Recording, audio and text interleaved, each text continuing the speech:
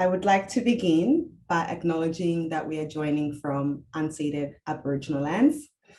I am on beautiful Gadigal country here in Sydney, where I live and work. I wish to pay my respects to their elders, past and present, and deeply thank them for their custodianship.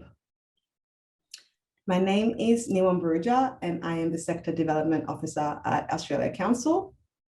I am a woman of African descent with dark brown skin and a short tapered Afro-textured haircut. I'm wearing a yellow button-down shirt, and I'm seated in a room with white walls and a built-in wardrobe behind me and large windows to one side. I'm joined today by Tariro Mavondo, co-CEO and co-artistic director of Western Edge Youth Arts in Western Melbourne. Today's conversation is drawing on Council's Towards Equity report, a research overview of diversity in Australia's arts and cultural sector. It brings together published and unpublished data and research to assess equity among audiences and participants, artists, the cultural and creative workforce, cultural leaders, and among Australia Council's investment and staff. This evidence shows that Australia's arts and culture do not yet reflect the diversity of our people. Many of the communities who are most engaged with Australia's arts and culture are also underrepresented, under-resourced, and undercompensated for their work. This is part of a conversation series with artists, practitioners, and arts leaders that reflect our changing cultural landscape and our shared desire to centralize equity in how we think about, support, and engage with arts and culture. Welcome to Tariro, and thank you so much for taking part. Thank you so much, Niwa, for the invitation. This is so important to have this kind of continuum, breathing life post a report. I think it feels really important to hear voices and responses to the data, which hopefully complements and really humanizes what the report is saying. And I'd like to acknowledge that I am on the lands of the Wurundjeri and the Bunurong people of the Kulin Nation. And I'd also like to pay respect also to the lands that we work on at Western Edge Youth Arts WAYA, which is the Wailwarong and the Wadawurrung lands as well. I'd like to pay respects to elders past, present, and emerging. And I'd like to acknowledge that these are unceded lands, these are stolen lands, and the complexities that come with that. And also acknowledge and name my positionality as well as a Black settler, not from these lands, who has come through the colonial channels and is implicit, which is implicit in the oppression of First Nations people. So I want to name that, and I want to also name my solidarity and allyship as First Nations people seek sovereignty from colonial structures and colonial imbalance, power imbalances. And I'm a Black woman, dark-skinned, wearing a black head wrap with it's cotton with white patterns, medium-sized earrings, and a black shirt that is undone. And my backdrop is lots of plants. You can see through the window is a lime green outside wall with more plants, and a white wall, and and some wooden furniture. Thank you, Tariro. So excited to have you with us. Could you please introduce yourself and tell us a bit more about your artistic practice and perhaps your roles? Yeah, so I guess my artistic practice really comes from, I would say, a decolonial framework, a decolonial lens, and an intersectional lens. And it really is holistic in terms of, I think, for me, I really centralize community and care and bringing your full self to the role, and sort of a merger between personal and professional, where there's boundaries, obviously, but I think, yeah, where somebody can be their full self in a space, and be thinking about that before they enter a room and after the fact, and that they're actually are feeding off each other, and it's actually quite symbiosis in that way. And I also come from a somatic movement-based practice taught by Anna Halpern at Tamalpa Institute, as well as other fantastic practitioners there as well, at Tamalpa Institute in California. Yeah, so it's an embodied practice, really. I think quite often we leave out the body, and actually the body is a wisdom system and knowledge system that carries our stories,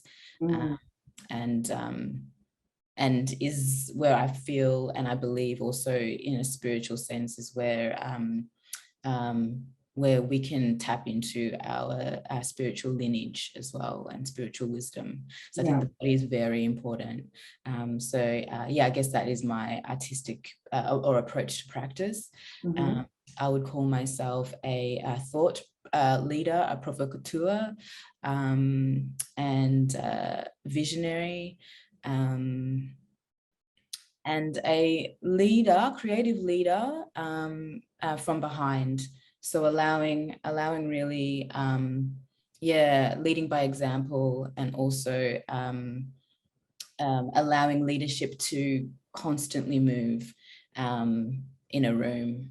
And so at the moment, I'm co-artistic director and co-CEO at Western Edge Youth Arts, which is working with young people in the western suburbs of Naarm, of Melbourne. And really, the company consists of, I would say, majority people of colour artists.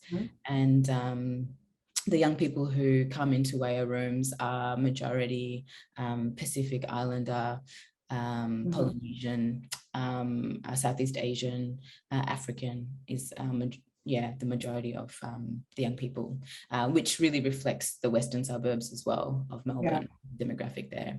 And yeah, the communities there. It's one of the fastest growing areas in Australia. I think that's really, really important to mention, because it's actually really underrepresented and under-resourced as an area. Quite often, federal, state government are pumping money into regional and rural areas, and the kind of big kind of mainstream kind of and so missing actually the metropolitan, which is a missed opportunity. And not just that there's demand and need, but it's actually it's a missed opportunity because it's one of the fastest growing areas. So I think in terms of industry and economically, it will be an area that I think will pay dividends in the future. Yeah, supporting that growth. Well, there's so many things in that I'm definitely going to loop back into a little bit later when we talk more about your work. So I want to learn more about you and what makes you who you are before we talk about your work and your role. And I'm curious what main ideas or influences are currently occupying your imagination, or driving any of your inquiries artistically? Yeah, I think poetry is a big kind of creative form that really anchors me as an artist. I was at the VCA, Victorian College of the Arts, which is part of Melbourne Uni now, and I was doing the Bachelor of Dramatic Arts at the time. I found myself, and I think when I speak to a lot of actors in the industry who've been working a long time, like 10 years post 10 years, it's interesting because when I was in drama school, or training, we're actually there more than we are at home, like sleeping. Like we're actually there quite a huge chunk of time, and so we're actually enacting different personalities that aren't our own. And so I think it's easy to lose your core sense of self. And so I think when I was at the VCA, I actually, for me, poetry and hearing my own voice and enacting my identity on a regular basis became really important. So I didn't lose myself in the process of training to be other people. Others. Yeah, absolutely. In a really authentic way. And so I think poetry has always been kind of, for me, a language of the spirit. It's the way I think we communicate the emotions that are often hidden, often subterranean, that we feel, and that we either process or unprocess. And I think poetry really articulate those in a beautiful way, in a transformative and impactful way. And so I think what's really alive for me is going back to my roots, really thinking about African spirituality and my own sense of place and location. So firstly, I'm on unceded lands, on someone else's land that is fighting for their rights to be heard, seen, for their LORE, for their laws. And it's a really fraught place, because I think we still have a really long way to go in terms of really dealing and really unraveling. Like we're drilling into that, like really leaning into that conversation in a real and meaningful way, so that we can move forward and actually not just through conversation, but through doing. And so immediately it makes me go, I need to gain a sense of self in this landscape, but not to the detriment of First Nations peoples.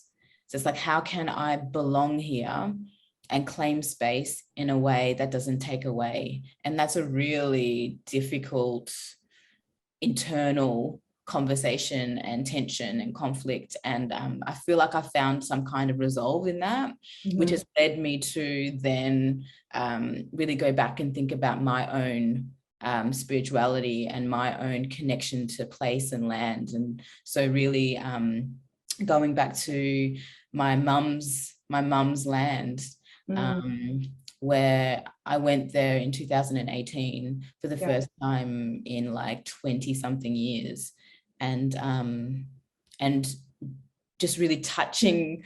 It's such a it's sort of like a whole body experience. So it's hard for me to articulate what it is to go back to the land that you were born on. And immediately feel a sense of understanding. And it's like all the history, all the mythology, all the Torero-ness makes sense.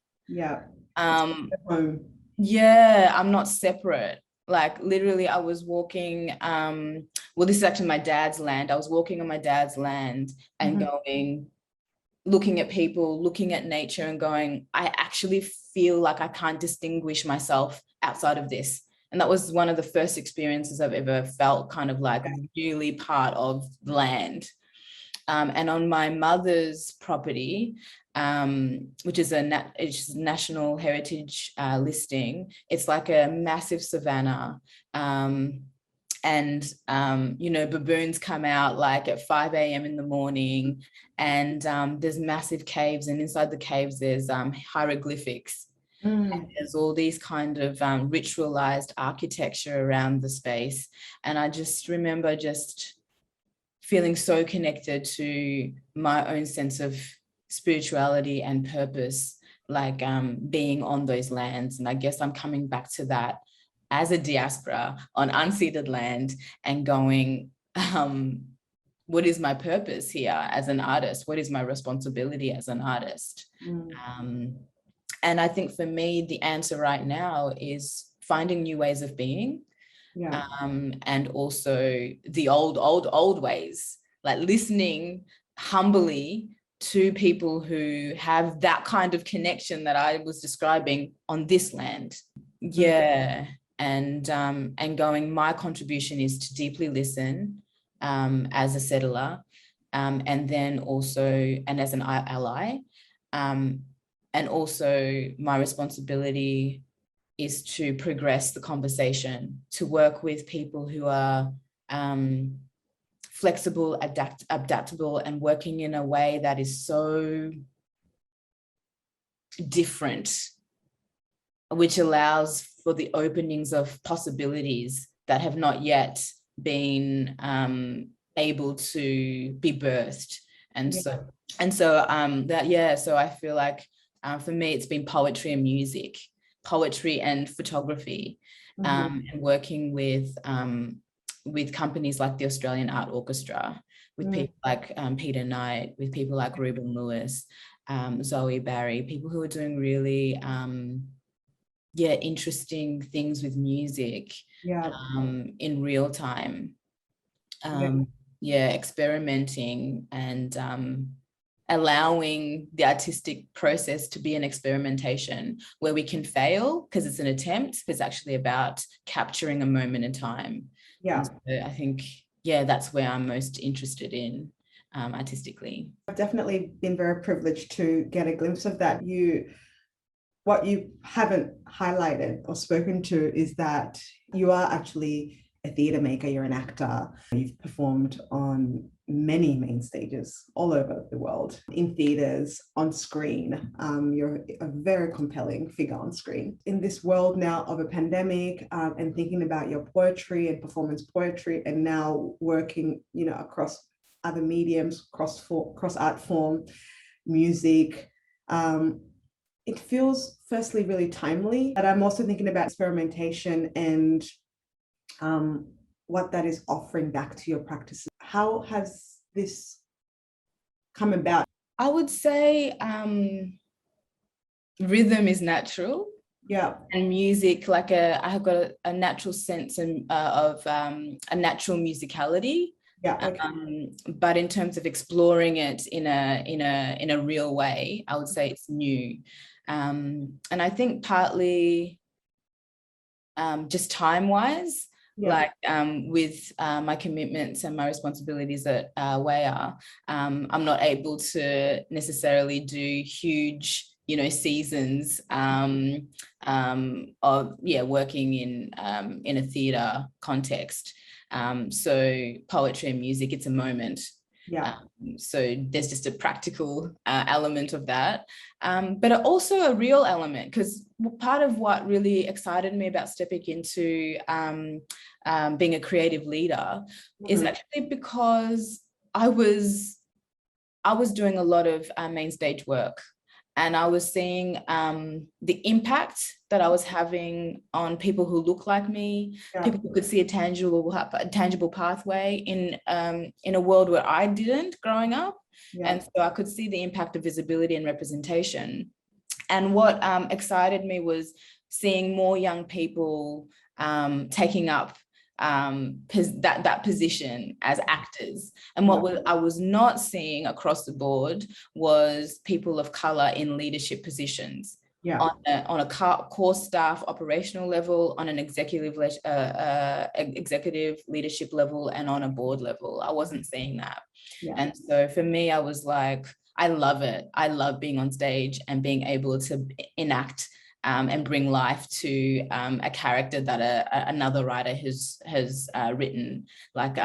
It gives me life. It's a spirit of reciprocity, that exchange. But I was like, can I be more impactful in this country right now in terms of where we're at? And the answer for me was yes. And so I guess, and that's a similar conversation in terms of working with companies like Australia Art Orchestra and with Ruben and collaborators who work in, I would say, who are opening possibilities of new ways of listening, of asking the body when you are immersed in that experience to reflect upon your own journey in a guided way. I think for me feels like crucial to where we're at right now in this particular moment in the world's history, where we're going through a very specific pandemic that has never been experienced ever before. going, yeah, like my art has to respond to that. There is an urgency. I feel like that is a responsibility of mine, is to capture that moment in the way that is truthful and honest to me. And poetry without music was starting to not give me a lot back. Yeah. Like when I'd be invited to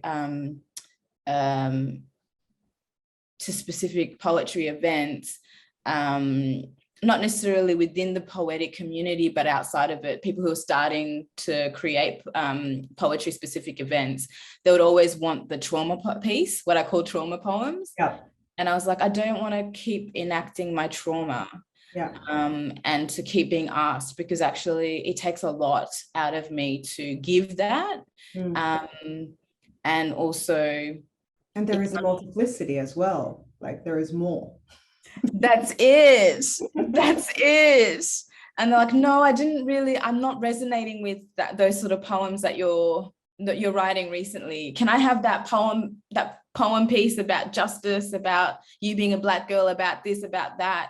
Like, they're now dictating what kind of work I should be performing.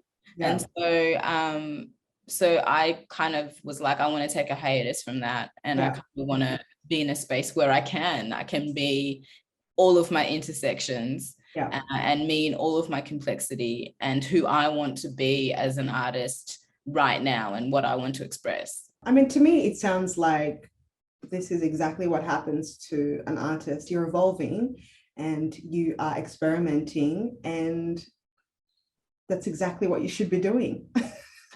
And most importantly, you're responding to the times, and your response to it is also resonating with the rest of the world, because I can see that you are really being acknowledged in this space at the moment. And I just want to really congratulate you for that. Thank you. A real great evolution to witness. Now, I want to kind of go back to when you introduced yourself. You announced your positionality. You often acknowledge nuance, and obviously the inherent fluidity that comes with that. And to just go a bit further, you also speak to it within the strength that it is a mechanism, for connection, and most importantly, even for liberation. So I want to just hear more a little bit about that, and especially how this manifests in your work with young people.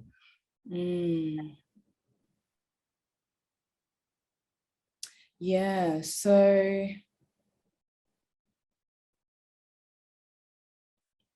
for me, nuance is super, super important, and is the thing that I think we're losing more and more of. So I think the urgency or the extremity or the necessity, that's the word I'm looking for, the necessity to bring nuance into everything that I do, the rooms that I'm leading is crucial and critical, because I think we get into a very, very scary place if things are without nuance. And I think actually in terms of in a global sense, we're there. In terms of when the body is surface level, like we're going to the gym to look good, but we're not thinking about what are we consuming in a sense, in the sense of like, what are we putting into our bodies, not just so we can look good, but so that we can actually honor it as a system that works for us without even thinking that I need to chew, I'm going to swallow, I'm going to breathe. Like, this body is amazing in that sense. And what are we consuming? What are we listening to? What are we like, if it's just about the aesthetics, then I think we're actually, if art becomes just aesthetics, if like how somebody looks is why we're gravitated towards them, I think then we're in a really, really scary space. And so I guess, and I can speak, I mean, this might be a little bit controversial, but also I think in race politics too, I think if we're too black, white, and not kind of unpicking all the nuances, Yeah. I think we get further and further apart from that meeting point. That's not to say that I'm not saying at all that it's not critical and it's not crucial for us to have and necessary for us to have exclusive spaces, because I think exclusive spaces are needed in terms of generating and in terms of their generative, they're kind of spaces where you can breathe and you can rejuvenate and you can relax and you can be seen fully without at any point being potentially, you know, walking down the street and somebody kind of like kills your joy vibe by like spitting on you or saying, calling you the N-word or whatever it is. Like, I think those spaces are important. However, I think why for me Western Edge Youth Arts is so crucial is because it's not exclusively POC. Yeah. It's actually a meeting point. It's actually young people, and actually young people who come to WAYA come to that, because I think there are exclusive spaces that they also go to. Yeah, exactly. For those reasons that I've mentioned, but they come to WAYA for a very specific reason. It's majority POC, but it's not exclusively POC. Yeah. So the young people who are non-POC there also come in and need to navigate what it is to not be the majority in a situation where they're usually the majority. And what for me is the most beautiful I think example of how Australia could be living is in WAYA rooms, is led by young people, is me just kind of being the caretaker of the space, but watching them. And so it's a really kind of different way of leadership. It's kind of going, let them speak, let them talk out their ideas, let them kind of fuel their let them fuel themselves so they can be the best versions of themselves, let them resource themselves so they can navigate any space, and watch what happens when groups of people who have a sense of community. I think this is what's really, really pointed difference in the western suburbs of Naarm, which I'm sure is similar in the western suburbs of Sydney, is that these young people are coming from community-based practice inherently. Yeah. They're living in large groups of families. Yeah. And they're connected in an integrated way to family life, to community life. And so what they're bringing into these rooms is then all of that, all of them, all of themselves. Yes. And so the magic that happens, and I can't even it's actual magic. Yeah. We lean into the nuance. Like a white young person can be like, I am so tired of hearing about Black Lives Matter. And then we have that conversation. Yeah. So it's super important for him to be heard. Like, it's hard being a young person right now. And that's what's really hard to evaluate, when I think our evaluation frameworks are kind of about productivity, about outcome. Yeah. Not so much process driven. How do we value the connection, the synergies, the care, as much as we value what the what a production impact has on community and has on, I mean, all those things are really important, but the process of getting there, like, how do we value those things that are soft skills? How do we value ensemble? Like, these young people are able to learn how to work together. That's team building skills. How do you be resourceful and creative where it's your body? How is your body and the way you use your body valued? Yeah. It's these things that I'm like, we've got to get better in terms of on every level, to accommodate what's actually like the magic of what's happening and the lived experience that these young people bring with them. Yeah. That's got to be of equal value to an arts degree. Going back to what you said at the beginning, which was around interested in creating spaces where people bring their full selves, and that's what nuance is. It's not having to compartmentalize and not having to negotiate, and being able to coexist within self-awareness. And the online space, it is a conducive space for connection, and there's nuance in that as well, especially for a lot of POCs, people who live in as minority experiences, to be able to tap into global and bigger conversations and to anchor themselves into that humanity. But it's also not a space for real meaningful connection. It has to happen in physical rooms. And to recognize actually that young people are fatigued to be working via Zoom, and the expectation to just pivot a program on Zoom is actually not the solution necessarily. And in some contexts, it's actually really damaging and actually not actually possible.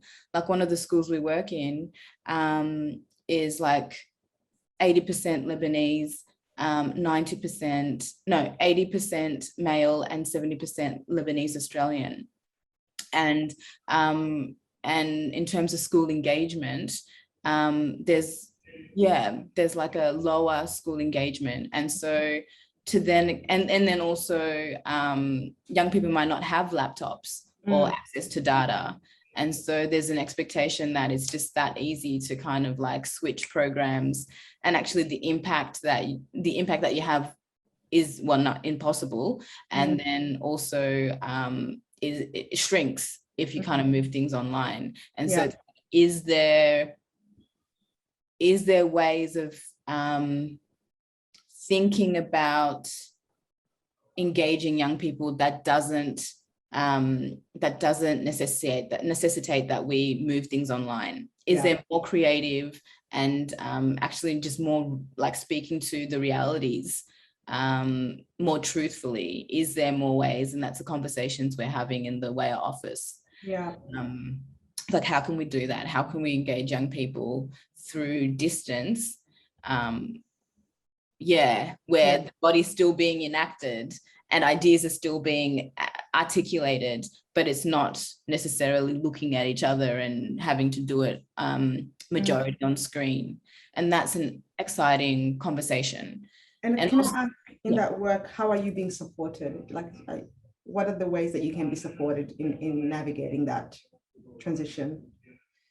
I think actually, to be honest, and this is what most small to mediums and even large size arts companies say, it's resourcing. It's actually just going, the Australian arts landscape, grant landscape, funding landscape has changed.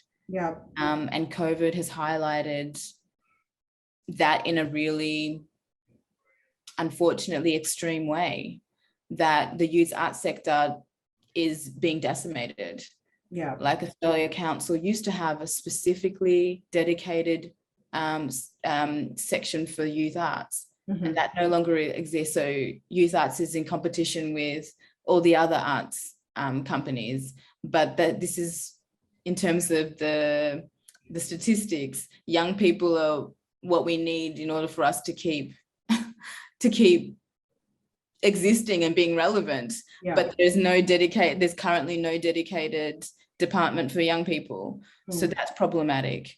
That's a challenge. And it's also, I think, and I can see that Creative Victoria is starting to do it, like in terms of and Australia Council with the OSCO 4-year organisational funding. But I think more of those models where it's not so much about program delivery, but around like supporting the orgs operationally and core. And I think maybe flexibility of KPIs. Because I just think the model of you can just pivot online, and if you can't do it, then you failed, it's not an accurate reflection, actually. It's actually going, maybe that pool of money can be research based, can be creation based, can be like can be phases of like, let's trial some ways of working that doesn't require us to be majority on screen. Yeah. Let's see what works. Let's find new ways, new practices, new frameworks, new methodologies, new pedagogies, and that takes time and resourcing. We cannot figure this out, within a defined 12 months, as we are still very much in it. The training that you have undertaken through international scholarships on decolonization, and you've described it in other contexts and in previous spaces as some of your career highlights. And I'm thinking now about that training that you've received and in the ways that it's shaped you, and how has that, how has it informed now the work that you do, whether it's artistically through your practice or in your leadership at WEA? How does that look now? Yeah, I think it really is about coming back to my authenticity. And I know that word is so thrown around and has kind of lost its actual integrity, or the just the purity of what it means. It's just like really going, who am I really as an artist? Who am I really as a person? Yeah. And how am I situated in the global context, in a community context, on a national level, on a state level, on a interpersonal level. Yeah. Like, who am I? And so like I think going back to Zimbabwe, that was that trip to conquer some of my fears, actually, because I thought I was never going to go back. And I don't know why. That was like an idea I had kind of clung onto. I was like, when I go back, it'll be because they'll be burying me back home. Yeah. And then actually I was like, no, I can at any moment just fly and go. Now times have changed again. We're living in another context. This was like 2018. Yeah. And so I applied for a summer to attend a summer course in decolonial studies at the University of UNISA of South Africa in Pretoria. Yeah. And that was, for me, why I call that like an artistic and professional development highlight and personal highlight, is because it's like, for the first time in my life, I saw myself beyond slavery. I saw myself beyond 400 years of who I'm told I am. Yeah. I saw myself and colonized, and I saw myself beyond a colonized body. All of a sudden, all these academics from the global South, from all parts of the world, and in the South African context, which in itself is like a very potent kind of place to be talking out these things. It was immense. And at that time, fees must fall. Students were actually fighting for their rights to be at this particular institution. So it was real. And the workers at the time who were joining students, they were actually asking for pay rises, were being ostracized. And so they were actually living homeless in parks, in the park right near the school. Yeah. The reality of that and being in a decolonial course was just such a full body experience. Yeah. And so, and we would go at lunchtimes and sing with the workers on strike. Yeah. Lost pay, which meant actually that they couldn't be the breadwinners for their family. And then, so there was a lot of complexity right there. And so, and all these thought leaders talking about decolonizing science, decolonizing maths, decolonizing feminism, what Black feminism or African feminism is, versus the Western European context. Yeah. That these historians and philosophers and sociologists were like going beyond 500 years. They were going beyond even transatlantic slavery. They were going beyond Middle Eastern, Arabic slavery. It was like, who was I? My lineage, my ancestry. What was I before I was an enslaved body? And that was powerful. To go, most of African civilizations were matriarchal. Yeah. To go, there was lots of science. There was lots of philosophy. There were there was spirituality that actually doesn't start in India. It doesn't start in Asia. It doesn't start in South America.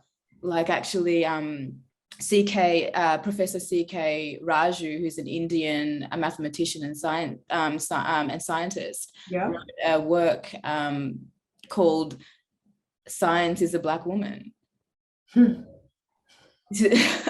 So much, and I was such a colonized self, which doesn't make me a powerful leader. It doesn't make me a leader that can enact positive change and transformational and social and cultural change. If I myself am looking through the lens of myself in a very particular time, space, paradigm. Yeah. And I look beyond that paradigm and can kind of see it more vastly, I can then go, actually, I can take from those teachings and go, actually, Pythagoras learned from this person. It wasn't, Pythagoras didn't come up with the theories.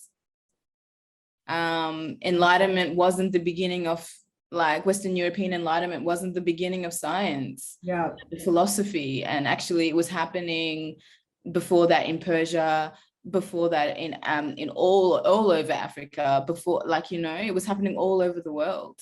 And going, and that's really decolonization for me. It's like the dominant narrative has been Western European disciplines. Like we need to look beyond that in order to find solutions to get us out of this, or get us through these crises that we're continuously finding ourselves in.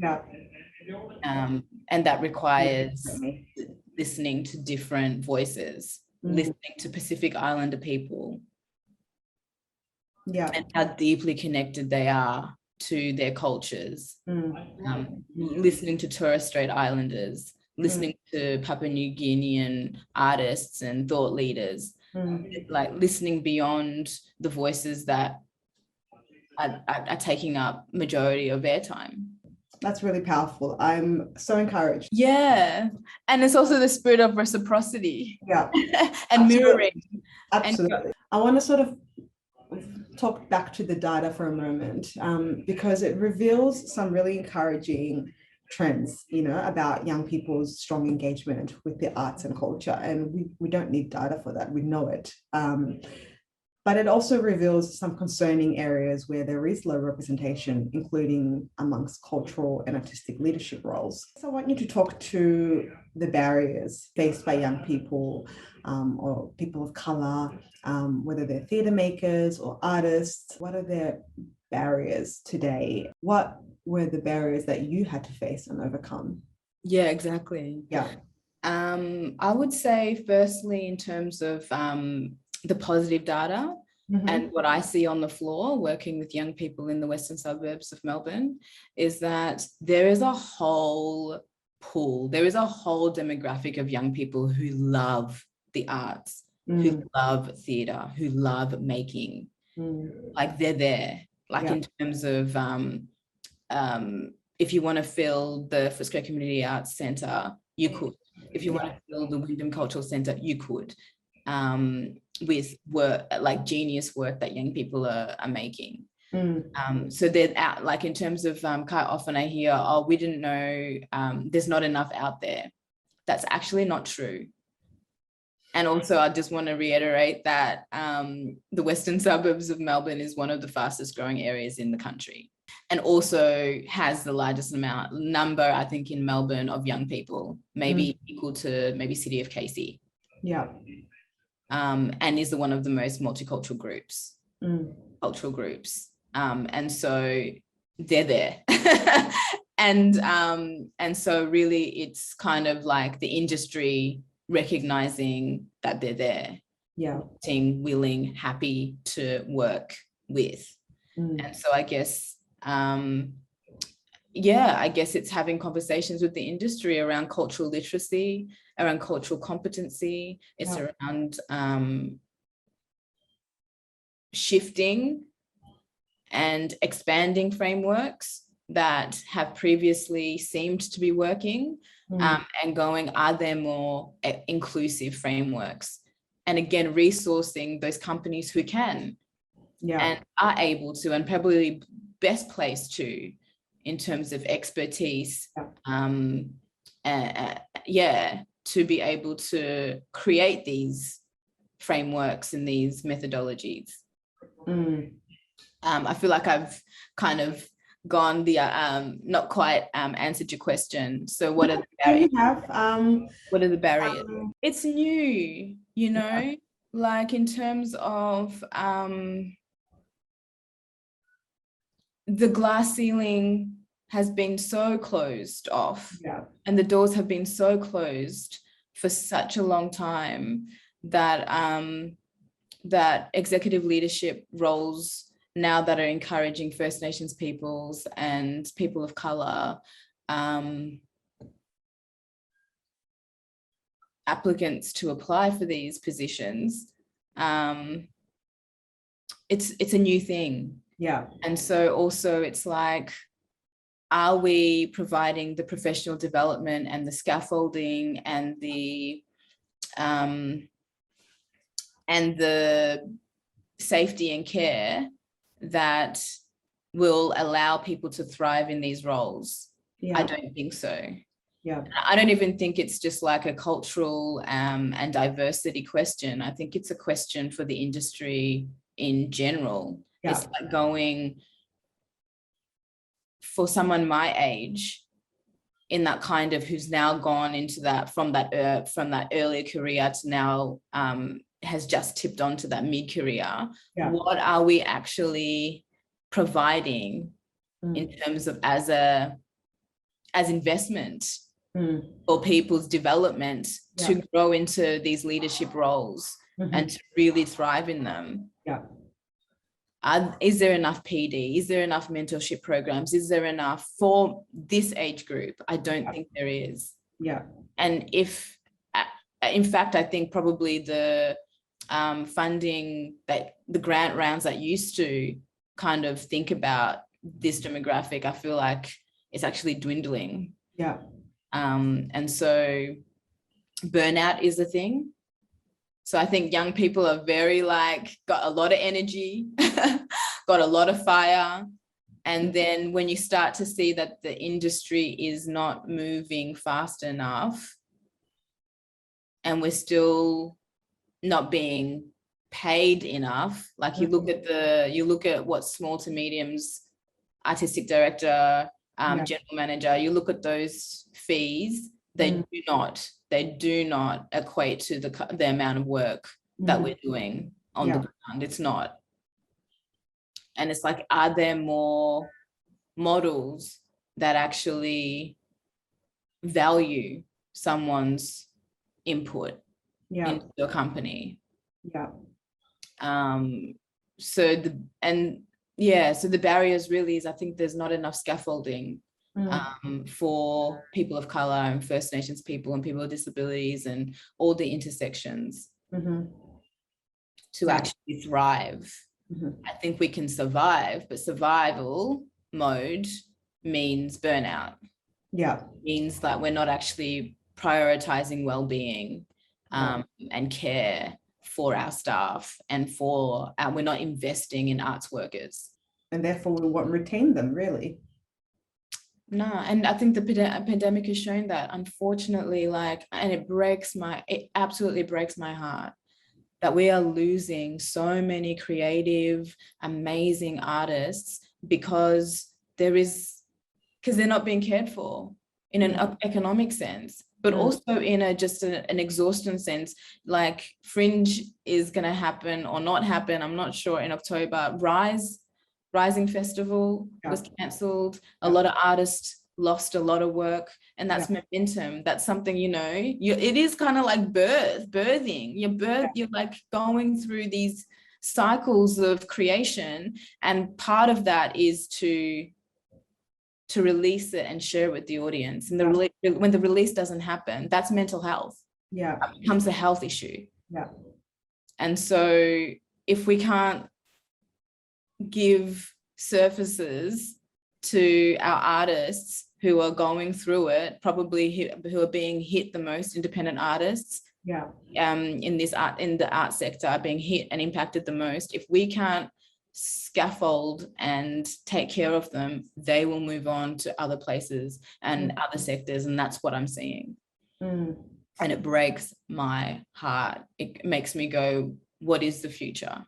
What does the future look like if we're not taking care of the most important people who are the artists? Arts workers are okay. Like, we're like, companies like Western End, and that's for me the danger. It's arts workers are okay, but it's not trickling down, and it should be much more lateral. Temiro, this has been such an insightful conversation, and I am mindful and sad that our time has more or less come to an end. I must close on a note that is hopeful, just to take us into our day following this moment. And I'm really curious to know, what is your vision for the future? Well, a basic minimum wage for artists across the globe.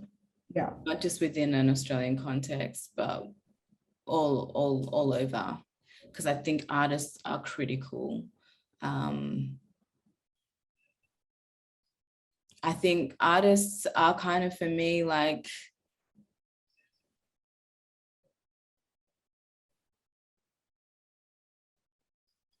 provide, I think, or bring to the forefront what I think we're lacking, which is like connectivity, which is like articulation, of in a creative sense of what is not being articulated. It's the body. Remembering the body is actually like a site of wisdom. So for me, valuing the role that an artist has in a global context, I think, for me, if in 20, 30, 50 years time, that was a possibility, that would make me very happy. It would look like lateral leadership. It would look like lateral structures. It would look much circular, so not top down. I think we're operating in a very specific kind of structure. So I think there would be a multiplicity of structures. And I think connection to land, I think, would be a lot more mobile in terms of on the land. Like we'll be actually like creating work, thinking of ourselves implicitly as part of another extension, another limb of the land. The land would exist, environment, nature would be around in a way that is healthy, because we would have decided to tend to it and to be stewards of it and custodians of it.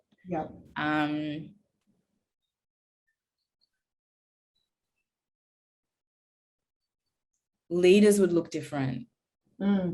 We would see leaders that intersect all those data sets that you mentioned, leading large scale organizations, medium scale organizations, small scale organizations. Yeah. It would look like not cancel culture, not shaming. It would like actually everybody's voice is important. Even the currently dominant voice, that's still an important voice.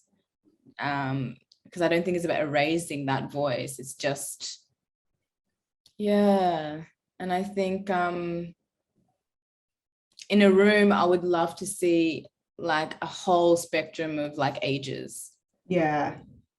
Seniors, elders, young people, adults, all kind of creating work together. That would be amazing. What would that look like? Yeah. Yeah. So like a rich ecology of being and different offerings of that, not the same thing. Yeah. A diversity within diversity. Yeah. That's a good place to that is a good place to end, River. Thank you so much for being here today. Oh my gosh, in a context where, it's hard to see 3 years, 5 years from now. It's hard to kind of dream. It's nice to be able to still hold on to dreaming